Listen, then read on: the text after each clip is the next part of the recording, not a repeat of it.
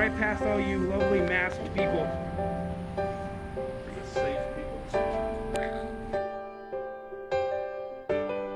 Are all of you familiar with Meals on Wheels? I know you've been out a couple times. Have any of you been out on a volunteer route?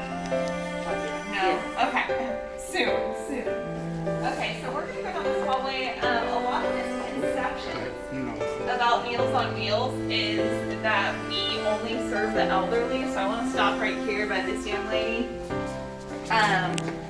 We actually have no age or income requirement for Tarrant County Meals on Wheels. Another misconception is that we are a national nonprofit. We're actually all independently operated. So what we do does not reflect the same programs and services that you'll see at other Meals on Wheels. And I am really proud to say we kind of set the gold standard. You'll see Meals on Wheels from all over the country want to visit our facility or talk to our CEO about how we're doing things, because we offer so many services beyond delivering a meal. And just really kind of developing programs as we see a need, and that's really unique to what we do.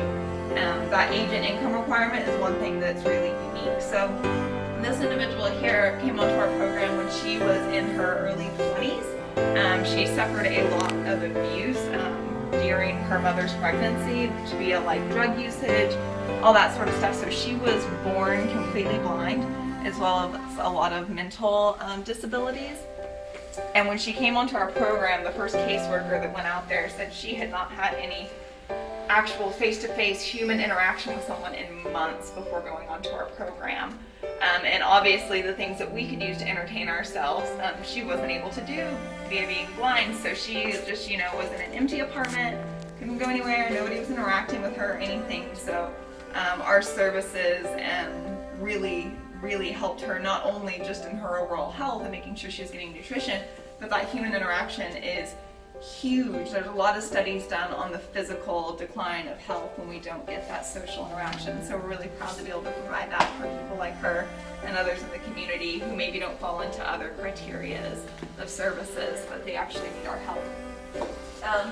You'll also see all different types of people from different economic backgrounds and all that sort of stuff. So we never ask people about their income. We know that hunger is an issue in every neighborhood, every type of income level, because a lot of times the reason they need our meals is that they may be able to cook for them, or not cook for themselves. They may be able to go out and buy a pre-prepared meal or something, or go to McDonald's or whatever, but the nutritional value isn't there, and that's huge for them. So our meals are prepared by dietitians, and they meet 1/3 of the daily nutritional requirements set by the U.S. government. So we're not just feeding people, we're nourishing them, and we really want to make that clear, because people will say like, oh, well now you have, things can be delivered to your door now, and there's all these like grocery pickups. Okay, well if you can't cook a meal, picking up groceries doesn't help you.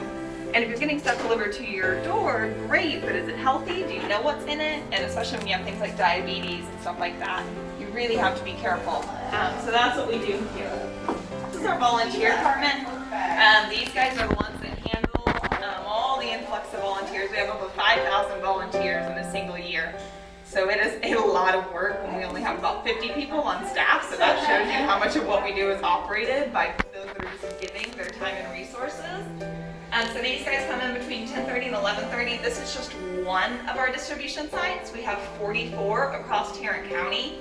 And so that way, when you decide to become a volunteer, you're picking up in the area that's convenient to you. You're not driving all the way to Haltom City to pick up your meals. So we have drivers go out from our main kitchen here to those distribution sites, and then there's volunteer coordinators at those sites to make sure that everybody gets what they need.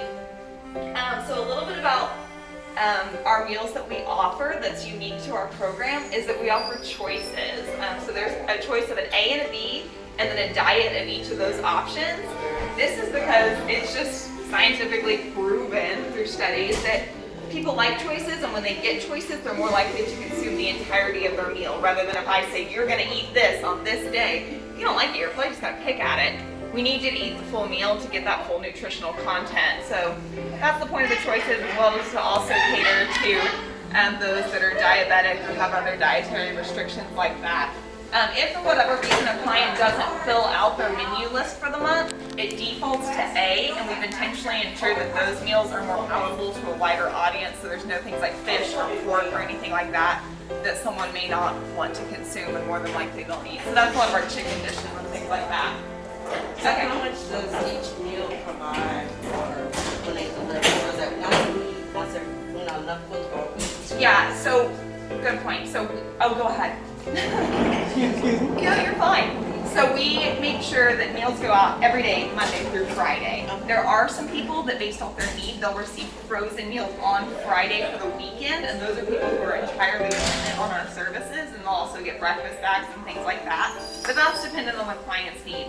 Every single client receives a hot meal Monday through Friday because we want it to be fresh. So that's why you'll also see if you're a volunteer, there's a cutoff time about 1 o'clock because we can't maintain the heat of that item, and so then the food becomes spoiled. So it's really important that our volunteers show up on time and get through their route in a timely manner.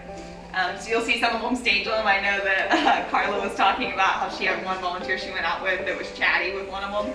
They'll usually move those clients to the end of their route so that everything else gets taken care of, and that's totally fine. Everybody, I mean, we don't pick favorites, but everybody ends up having like their best bud on their route, and that's fine. Okay, so down this hallway, and y'all will be able to peek in a little bit and see that's one of our distribution site rooms. Again, we're closing off the volunteers only, 1 in, 1 out. But they're just packing their meals in there. This is obviously built for that, but a lot of the facilities we use are, churches or community centers, things like that that open up their doors that have been dedicated to working with us. So we really appreciate that. Down here is all of our really healthy, fit, awesome people. And these are where our registered dietitians and some of our pharmacy techs work. Here we go. Here's our VP of Nutrition. This is Danielle. Hi, guys. So, in Danielle's department, they're the ones that are preparing our menus, making sure they're meeting that 1/3 of the daily nutritional guidelines, and also just making sure there's a variety of foods, that the meals are colorful, people aren't getting bored with what they're eating. They also regularly visit our clients. So some of our dietitians help with a program that used to be called HAIL. Now it's just Healthy Living. And so basically what they do is work with our clients that are diabetic or at risk of becoming diabetic. And they go and visit with them in their home, give them nutritional counseling, do a health assessment, that sort of thing. That program was actually studied by an independent program researcher and found that there was over a 40% decrease in hospitalization after being on that program for 6 months. So as taxpayers, that's great to know because it's saving you potentially millions of dollars in taxpayer money each year. So we're really grateful for that program, and those guys work hard to get that work done. Another great thing we do, I mentioned pharmacy techs. We have a home meds program, and all these services I'm mentioning are free when you become a client. They're just added benefits. So our home meds program is basically when you go onto our program, our case managers will go in and write down a list of every single vitamin, over-the-counter drug, prescription, whatever, and then bring it back and run it through a database that looks for duplications or things that might not be safe to mix. A lot of our clients, as they get older, they confuse them or they mix them up, or they're taking a generic and a name brand, whatever, and those are extremely dangerous for them because it creates a fall risk, right? So we help them manage that and just get them on track and kind of navigate that, give them a pill box if they need it, whatever that looks like.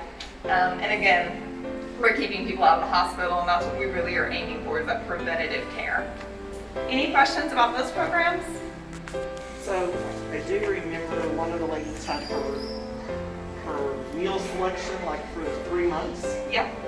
And she was filling it out, and she could fill out exactly what she wanted to eat. Yeah, so there is a little bit of customization. Like you get to choose your drinks, you get to choose the diet or whatever, and then the A and B. And then we have 4 different milk or drink options. So there's chocolate milk, a regular milk, a juice, things like that. So that again, it's going back to just like, it's nice to be able to pick what you're gonna choose. So yeah, we're really happy about that. To be a part of those things. Yeah, so there's lots of opportunities. Obviously our home delivered meals program is our genesis and what we really focus on. We love for people to volunteer. We've had a tremendous amount of support during COVID, so I actually don't have an update on how many open routes we have right now, but one of the great opportunities we have is to go ahead and go through the process of doing the application, getting the background check in, and then being connected with someone in our volunteer department so that you can become a sub driver until a route opens up. those are tremendous because obviously these volunteers aren't required to show up ever. People get sick, they have kids that have issues, or they're going out of town or whatever. So subs are used on a daily basis and they are a tremendous amount of support. So you can do that, you can let them know what area you're willing to serve. You can go ahead and kind of go and experience a route if you're interested in. I'm not sure how we're navigating that right now. During COVID, it's a whole new world for us.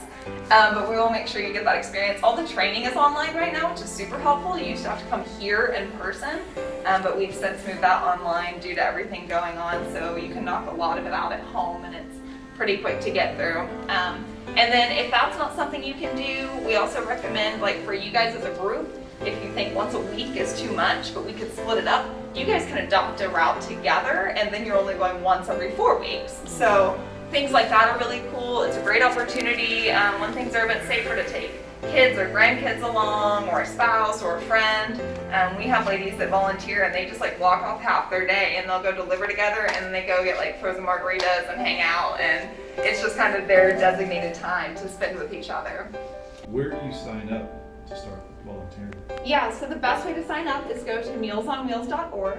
And then you can go to the Get Involved tab at the top of the screen and sign up to be a volunteer. It's a pretty quick little form, and then we'll reach out to you from our volunteer department and get you set up with online training and background checks, and then from there figure out what route's going to work best for you and get you plugged in. How long does that process take? As fast as you get through that training, but the training really doesn't take long. Our in-person classes are about an hour, so I would say about that time frame.